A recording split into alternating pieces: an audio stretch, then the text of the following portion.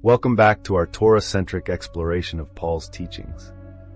In our last video, we received a question about Ephesians 2 verses 14 through 17, a passage that has often been misinterpreted as teaching against the Torah.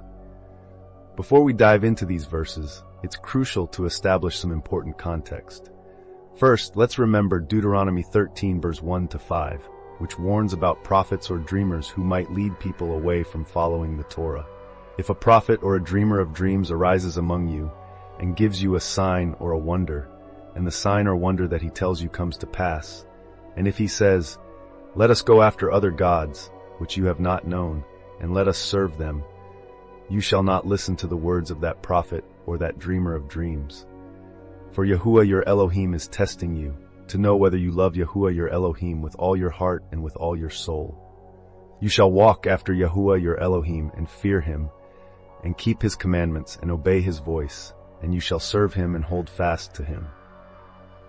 But that prophet or that dreamer of dreams shall be put to death, because he has taught rebellion against Yahuwah your Elohim, who brought you out of the land of Egypt and redeemed you out of the house of slavery, to make you leave the way in which Yahuwah your Elohim commanded you to walk. So you shall purge the evil from your midst.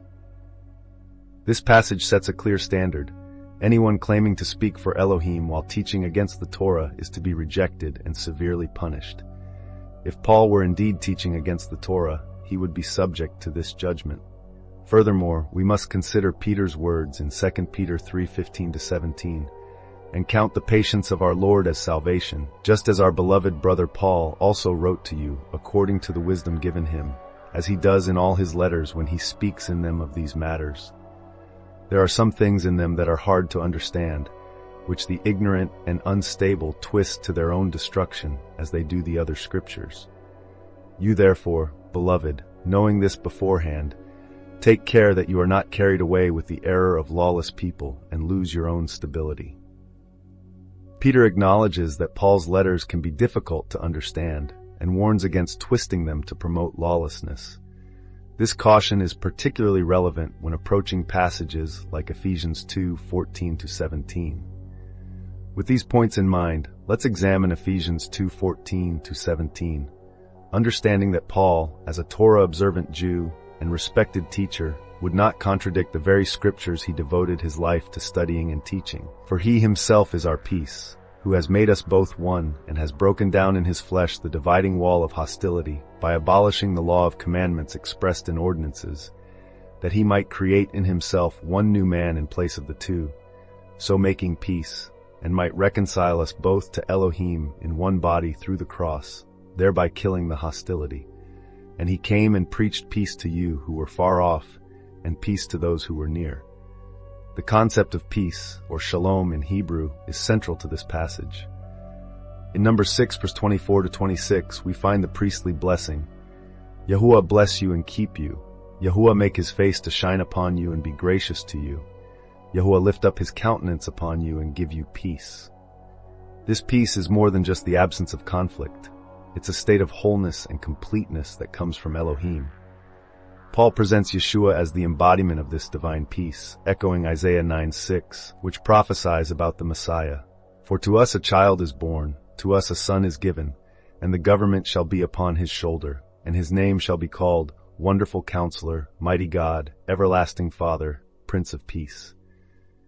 This peace that Yeshua brings is not just between individuals, but between groups, specifically between Israel and the nations. The dividing wall of hostility likely refers to the barrier in the temple that separated the court of the Gentiles from the inner courts. While this physical wall isn't mentioned in the Torah, the concept of separation between Israel and the nations is a recurring theme.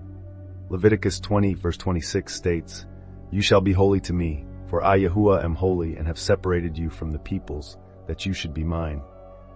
However, the prophets also spoke of a time when this separation would be overcome. Isaiah 56, verse 6-7 declares, "And the foreigners who join themselves to Yahuwah, to minister to him, to love the name of Yahuwah, and to be his servants, everyone who keeps the Sabbath and does not profane it, and holds fast my covenant, these I will bring to my holy mountain, and make them joyful in my house of prayer. Their burnt offerings and their sacrifices will be accepted on my altar, for my house shall be called a house of prayer for all peoples. When addressing Paul's statement about abolishing the law of commandments expressed in ordinances, it's crucial to understand this in light of Yeshua's own words in Matthew 5 verse 17. Do not think that I have come to abolish the law or the prophets. I have not come to abolish them, but to fulfill them. Yeshua clearly states that his mission is not to abolish the Torah, but to fulfill it. Paul, as a disciple of Yeshua, would not contradict this fundamental teaching. Instead, what Paul is likely referring to is the abolishment of the misuse of Torah as a barrier between people groups. He's addressing the human-made divisions and hostilities that had arisen from misinterpretations or misapplications of the Torah, not the Torah itself. This understanding aligns with the broader context of Ephesians, where Paul emphasizes unity between Jewish and Gentile believers. The Torah, properly understood and applied, was always meant to draw people to Elohim and to one another, not to create barriers. The idea of creating one new man in place of the two harkens back to the unity of Israel described in Exodus 19 verse 8. All the people answered together and said, "All that Yahuwah has spoken we will do." And Moses reported the words of the people to Yahuwah. Paul sees this unity being restored and expanded through Yeshua to include believing Gentiles. This concept is further illuminated by the prophecy of the two sticks in Ezekiel 37:16-17. Son of man, take a stick and write on it, for Judah and the people of Israel associated with him. Then take another stick and write on it, for Joseph, the stick of Ephraim, and all the house of Israel associated with him. And join them one to another into one stick, that they may become one in your hand. This prophecy speaks of the reunification of Israel, which Paul sees being fulfilled in a broader sense through Yeshua, bringing together not just the divided houses of Israel, but also including believing Gentiles into this unified people. Paul elaborates on this concept using the metaphor of grafting in Romans 11:17-18. But if some of the branches were broken off, and you, although a wild olive shoot, were grafted in among the others, and now share in the nourishing root of the olive tree, do not be arrogant toward the branches. If you are, remember it is not you who support the root, but the root that supports you. He then emphasizes the potential for the original branches to be restored in Romans 11:23-24. And even they, if they do not continue in their unbelief, will be grafted in, for God has the power to graft them in again. For if you were cut from what is by nature a wild olive tree, and grafted, contrary to nature, into a cultivated olive tree, how much more will these, the natural branches, be grafted back into their own olive tree? The reconciliation to Elohim in one body through the cross connects to the Day of Atonement rituals described in Leviticus 16.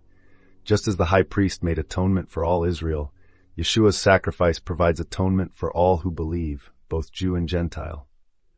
Finally, the preaching of peace to you who were far off and peace to those who were near echoes Isaiah 57:19.